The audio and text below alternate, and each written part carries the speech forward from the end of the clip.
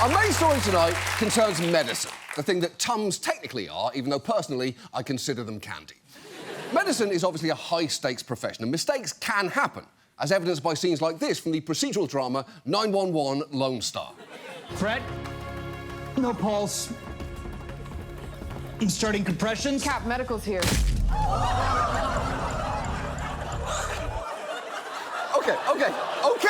Okay. You've probably got a lot of questions, so let's dive straight in. Why did that guy's chest cave in? He was frozen. How did he get so frozen? He got stuck in his in-home cryotherapy chamber. What? He was a billionaire who had a cryotherapy chamber in his home and got stuck in it after getting paralysed because of the poison that he'd been trying to use to kill his wife, this lady with whom he had an open marriage and who, yes, good guess, was fucking Rob Lowe. And finally, why was that man's chest hollow? Honestly, I'm not sure about that one.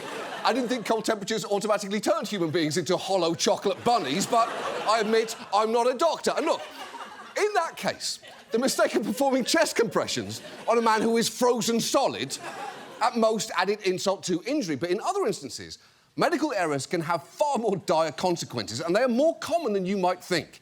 A 2016 analysis concluded that more than 250,000 deaths per year are due to medical error in the US, making it the third leading cause of death. Now, I should say, most of those errors are systemic, rooted in things like poorly coordinated care or fragmented insurance networks. And good doctors can make honest mistakes.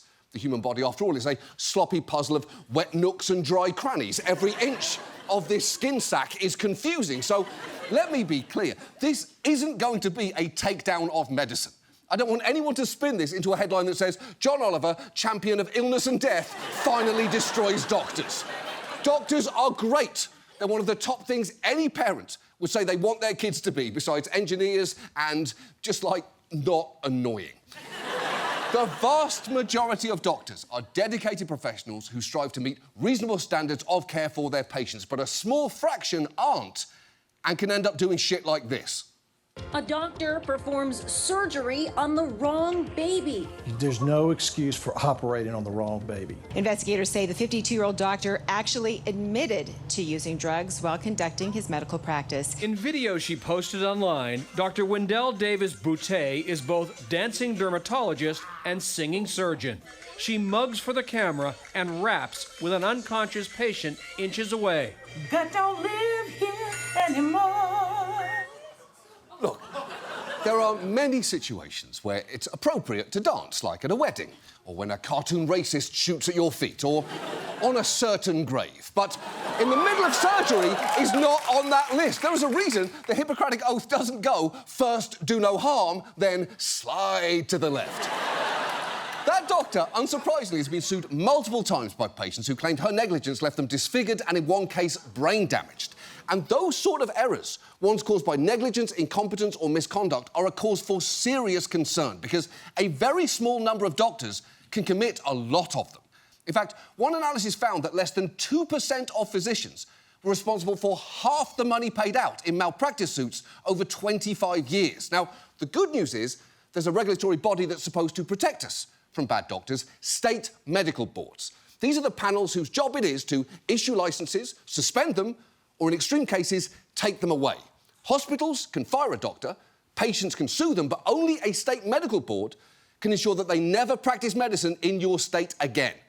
That dancing doctor was suspended by her state's board, but that's actually a pretty rare occurrence because the percentage of physicians who face any sort of real consequences from medical boards can be surprisingly low.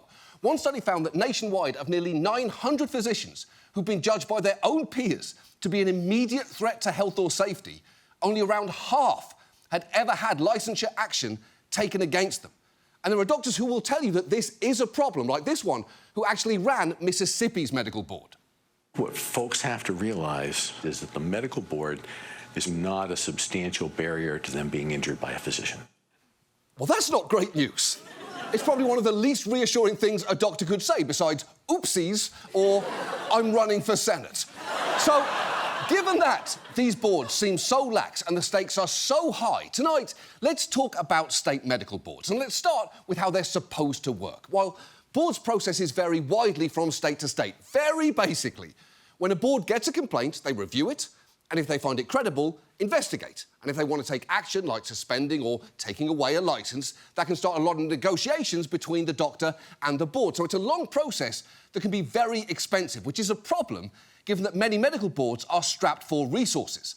California's, for instance, has openly called itself severely underfunded, and an outside monitor found that that has led to delays, disruptions, and other investigation deficiencies. And that may help explain why in many states cases can move very slowly. One local news investigation in Nevada found that some cases have spent up to 7 years under investigation with no resolution. And think about that. That means if a case was resolved today, it could have been filed in 2017. In that time frame, we've had a global pandemic, a president who looked directly at a solar eclipse, an armed insurrection, a different president who ended a speech on gun control with "God Save the Queen, man," a Sophie Turner-Joe Jonas wedding, a Sophie Turner-Joe Jonas divorce, and the entire series run of The Marvellous Mrs. Maisel. 7 years is just 7 years, but it's also 6,000 years. And all the while, doctors can continue to practice. Boards can continue deliberating even if a doctor's been convicted of a crime. Take Dr. Gayasuddin Syed. A few years ago, he pled guilty to conspiracy for funneling lab testing to a company in exchange for kickbacks. But even after that, Texas's medical board was still deciding what to do about his licence, which is especially wild because this was by no means his first go-around with the board. In 2016, the board found Syed failed to meet an adequate standard of care. In 2019, the board found he was prescribing drugs to patients he should not have been. And just last year, the board ruled the doctor behaved inappropriately with 3 female patients. Syed kept his medical license through all of it, has it right now, is still seeing patients. I mean, you've been convicted of a serious crime by the federal government. Yeah. You're going to report to prison in a few months. Yeah. That's some oddly upbeat energy there, given the question that he's responding to. But think about that. He was still practicing medicine when that interview happened. For all we know, there was a patient waiting for their appointment to start, wondering what the hold-up was, and then a nurse came in and said, "Dr. Syed will be right with you. He's currently on the news admitting weirdly happily that he's going to prison. Just go ahead and put on a gown." And the fact that doctors can keep treating patients while their case goes through the system can be infuriating to anyone who gets hurt in that time. Take this woman who says she underwent a botched cosmetic surgery that resulted in sepsis and an unplanned double mastectomy. It was only afterwards that she learned some troubling details about her doctor and a prior case he'd had where a patient died. The Medical Board of California had actually reached a decision about Dr. Malavi and the 2018 patient death this past May, but it wasn't until October that decision took effect and Malavi's medical license was suspended. It was within that 5-month window, in August, before any discipline, that Millie had her surgery. I think that things need to change. I think that the laws need to change. I think the medical board needs to change. I mean, I'm a hairdresser, and the State Board of Cosmetology is so on you. I mean, for hair. Why isn't it like that for doctors? She's right. And look, I say this as someone who's gone through my fair share of high-stakes hair butcherings in the past. But even I think medicine should be regulated more tightly than hair. So medical boards can be underfunded and slow, and patients can suffer in the gaps. But the problem isn't just one of resources, it's also who is on these boards, because most are made up heavily of doctors, which makes sense. There are many scenarios where physicians have to make difficult decisions that only other medical professionals can effectively judge. But it's generally agreed that boards should also feature public members like advocates who can speak on behalf of patients. The thing is, that doesn't always happen.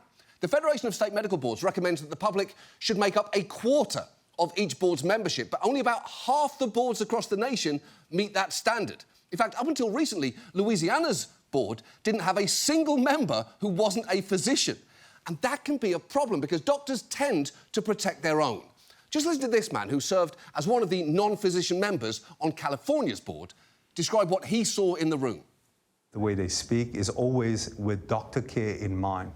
You never hear patient care, ever. And I mean ever.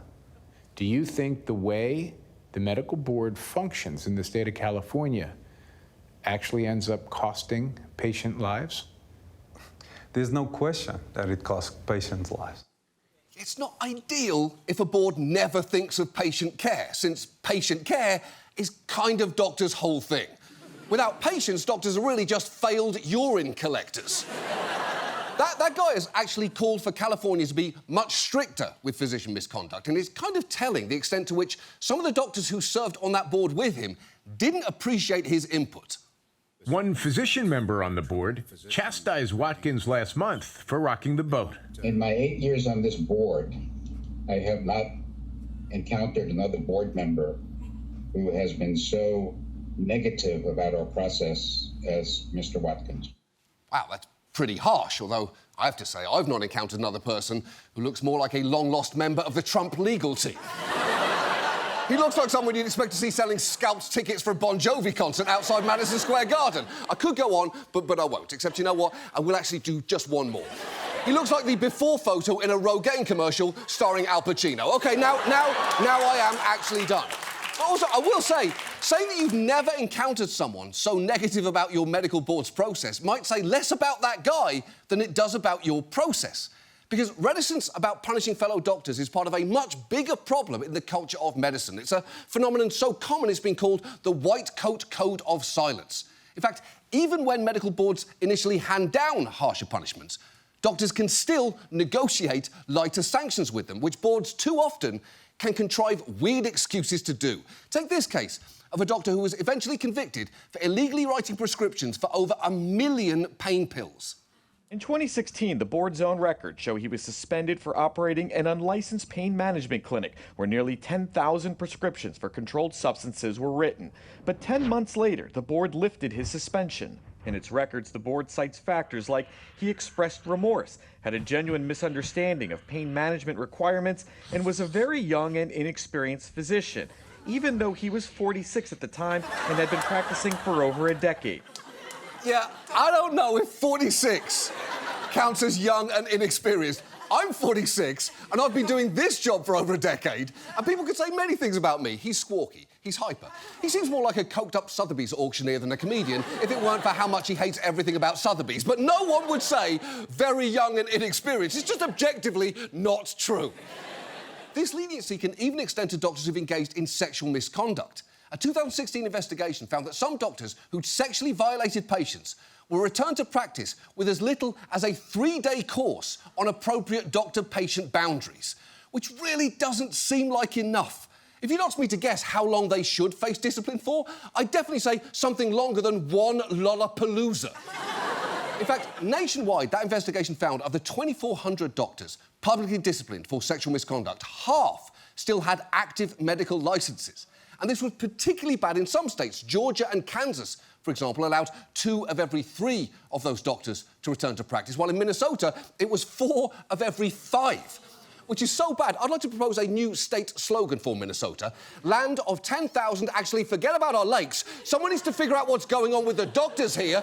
Jesus! So to recap, punishments for doctors can be rare, light, and dangerously slow in coming. And there is one more issue here, which is that you may simply never find out about them. A recent survey found that it remains too difficult for the public to find complete information about physicians on their state medical board websites, due both to poorly designed and confusing websites and to gaps in the types of available information. And what that means is that sometimes the only way people learn about a doctor's past is if a news organisation looks into it. This man's mother's leg was left paralysed after a spinal surgery, and when CBS looked into the doctor involved, they discovered some awful facts. We dug through state and court records and found that Dr. Svabek lost his surgical privileges at 2 Indianapolis hospitals after his practice fell below the standard of care, and concerns were raised about his honesty and truthfulness. Dr. Svabek has settled 5 suits over more than a decade, the most of any orthopedic surgeon in Indiana in the last 20 years. I don't know if you're aware of this or not. I had no idea. You know, kind of like whenever you buy a car, it has a Carfax.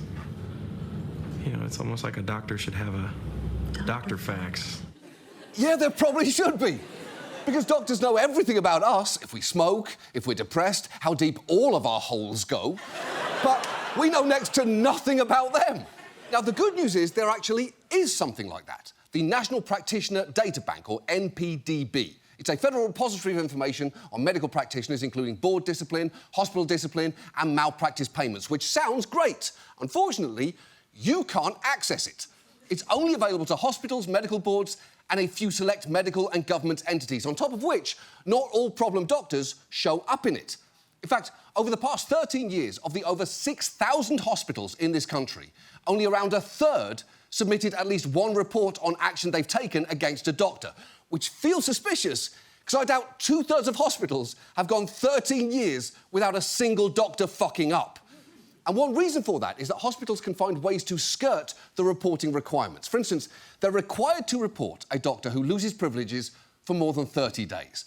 But sometimes, hospitals will just limit the term to 29 days so it doesn't have to be reported. And this can be for multiple reasons, including that they might have an investment in their doctors' reputations.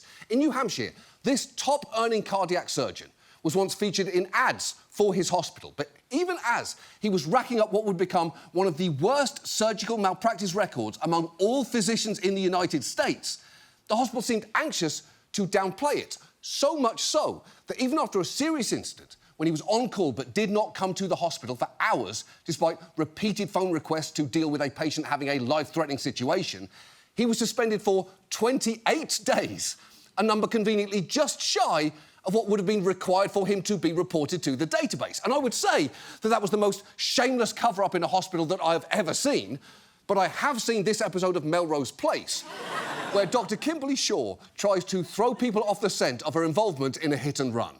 Think about it. The driver of that car was wearing a short blonde wig. Now, how could I get all of this hair under something like that?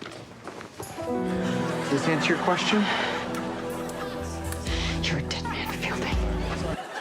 That is television right there. Step aside, 911 Lone Star. Melrose Place walked so that you could run. But even if a doctor is reported to the database, that report still might not be seen because, incredibly, some state medical boards simply don't check it when granting licenses to doctors who've moved from out of state. In 2017, 13 state boards didn't check it once. And some states, including until recently Texas, even employ an honour system approach, which relies on physicians to self-report. But guess what? The bad doctors tend not to do that because, you know, they're bad doctors. So, unsurprisingly, when a Texas news station bothered to look into who was practising in their state, they found 49 doctors who'd had their medical licences suspended, revoked or surrendered in other states. And some of the stories were shocking. Among the doctors currently practicing in Texas, a Colorado neurosurgeon disciplined for performing surgery on the wrong spinal disc, a Wisconsin orthopedic surgeon whose license was suspended indefinitely for operating on a patient while intoxicated, and a Florida doctor reprimanded for prescribing, quote, excessive quantities of oxycodone leading to a patient's death. All of them still showing a clean record in Texas. It's true, a surgeon who operated on the wrong part of someone's spine still had a clean bill of health in Texas. And you know who probably doesn't? His fucking patient. But it's not just Texas. At least 500 physicians who've been publicly disciplined, chastised or barred from practising by one state medical board have been allowed to practice elsewhere with a clean licence.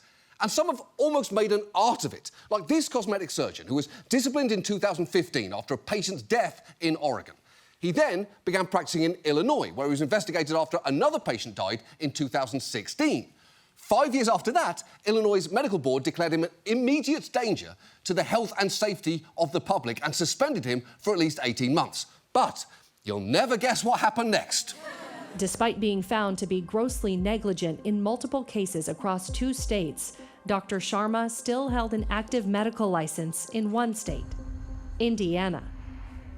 We're working late today, okay? And as we discovered, so we're partway through the transformation. He's actively practicing there today. Yeah, he wasn't just still practising, he was broadcasting it online too. And general tip, if any part of your get ready with me routine involves scrubbing up, stop recording right now. Because there are a few things I just never want to see my doctor do. Cry, get drunk, or say, hey guys, welcome to my channel, we're working late tonight over my unconscious nude body. But the larger fact is, if you are a doctor with a trail of irreparable harm behind you, it seems that you can just hop around until you find a state that'll look the other way. It's just one of the ways that doctors are like Catholic priests, along with having fun outfits that are just fancy pyjamas and quietly thinking they're God. And incidentally, if you want to check yourself whether a doctor's been disciplined out of state, that might be difficult. Because a survey a few years ago found that the medical board websites in all these places don't include actions taken in other states. Honestly, based on what we've seen so far, the best thing you can do as a patient to successfully vet your doctor might be to check TikTok to see if they're posting videos of their surgeries online, because that seems to be the only surefire sign of disaster. So what can we do here? Well, first, we need to acknowledge that doctors have powerful lobbying groups that have fought medical board reform hard, so change is going to be difficult. How difficult is it going to be?